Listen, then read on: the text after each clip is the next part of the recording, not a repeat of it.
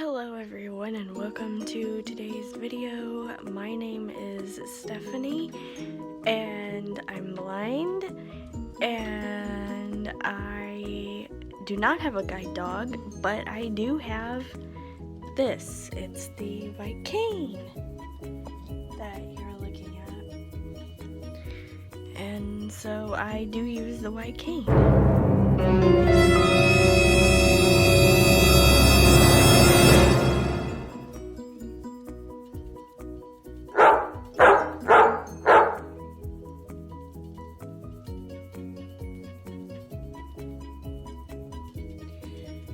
And this little girl right here is Baby. She is brown and she has white paws with a white belly and chest. And she's currently gray-headed because she's 15 years old. Her favorite things are scratches on her sides, scratches on her belly, scratches on her chest, dog treats, and sleeping. Her favoriteest thing to do is nap. I've had her since she was a little puppy. She was kind of a rescue. And I love her to bits.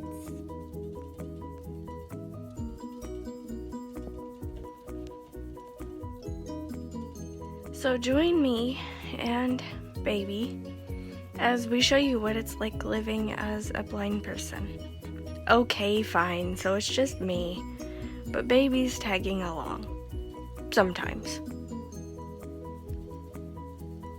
Come on, you know you want to. It'll be fun, right? Okay, so today's video is gonna be a little bit strange, and before we get started, I want to say a couple of things. The first is that I wasn't sure that I wanted to cover it, and I in fact took it out of one of my daily videos because I thought that I would be perceived as being a bad person. But the more I thought about it, the more I was like, you know, this is something that blind people will do a lot. And so I decided to sleep on it, and I ended up sleeping on it all week until today. This is Friday. So I am going to go ahead and cover this, and you can think whatever it is that you want to think. The second thing is that yes, I'm aware that my hair is all over my head, and actually I just got out of the shower and it's a little damp. So I just wanted to acknowledge that before people were in the comments like, your hair looks crazy. I know that. Okay, so on to the meat and potatoes of this video. So, I guess it was a week ago, I was home by myself. I think I actually said this in the video. I was home by myself and I was doing laundry. I have no idea where the other two people that I live with were.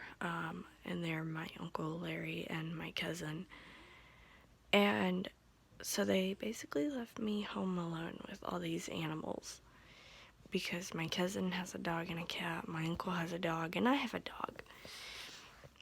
Which is fine, it's no big deal, I've done it for short bursts before. So, I decided to do laundry. And her cat tends to follow me around when there's nobody here. Like, Simba will just follow me. Everywhere. And so, I took my clothes back there, and I did all that, and he didn't follow me into the laundry room. Well, at one point, I went back to check my clothes, and he followed me, and I didn't think anything of it.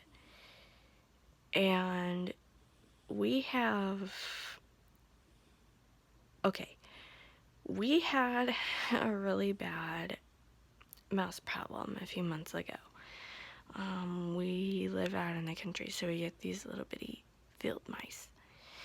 And so I had called my exterminator, and he had come out and put out some little packets of poison. I don't know what they're called. I would know them if I saw them because they're in the store. They're in these like little green packets. But it's not supposed to harm a pet if a pet comes into contact with a mouse who has had this poison. So anyway, Simba was in there and he was playing behind the dryer. And I didn't think anything of it.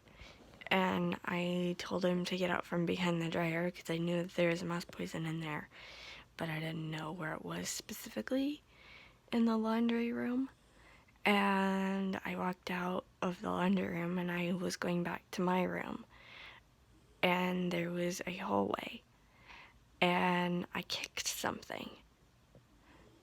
And I was like, oh no, what's this?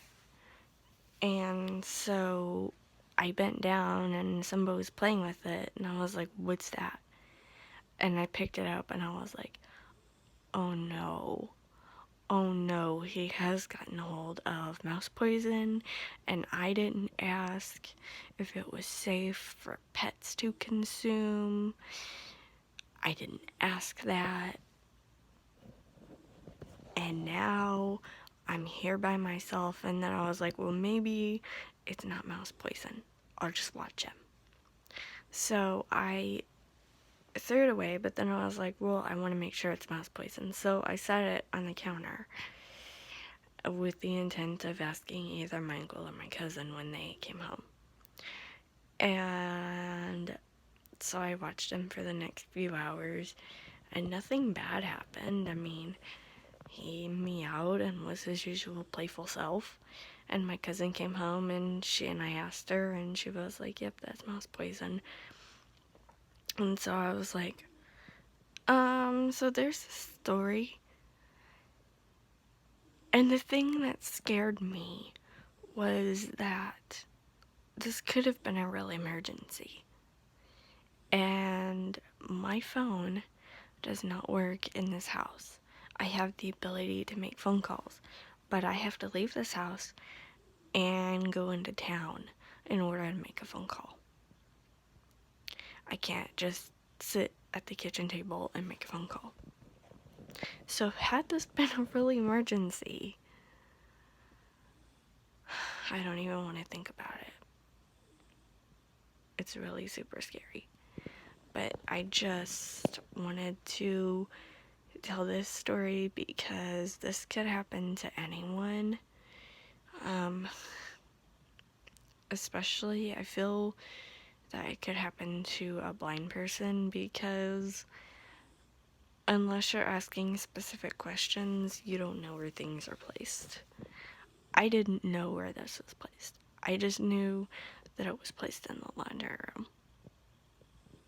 And I should have asked more questions, but I didn't. And that was my fault.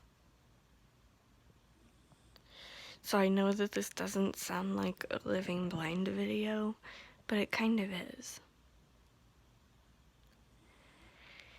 Anyway, I hope that you like this video enough to give it a thumbs up.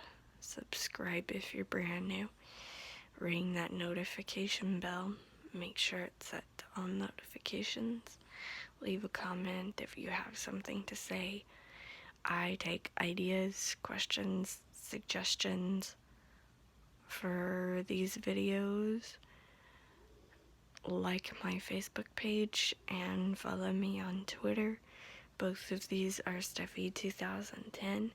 Can be found on my YouTube page below the About section and can also be found down in the description below, along with a link to transcribe and add closed captions to any or all of my videos, including the one that you're watching right now. So if you know a language other than English and you can help me out, I would really appreciate it. And I will see you tomorrow. Bye, guys.